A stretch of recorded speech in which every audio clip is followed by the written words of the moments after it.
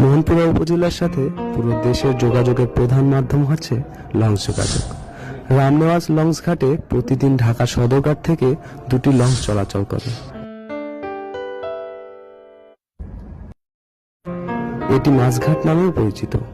কিছুদিন আগেও লঞ্চ ফেরানোর জন্য কোনো পল্টন ছিল না। সম্প্রতি রামনেওয়াজ ঘাটে একটি আধুনিক পল্টন স্থাপন করা হয়েছে। এই ঘাটে লঞ্চ ছাড়াও প্রতিদিন ভোলা থেকে সি ট্রাক ও ঘাট প্লেস করে। যাত্রীদের কোলাহলে সরগম থাকে লঞ্চ ঘাটটি। মালামাল পরিবহনেও এই ঘাট ব্যবহৃত হয়। এছাড়াও ঘাটের চারপাশের দৃশ্য খুবই মনোরম।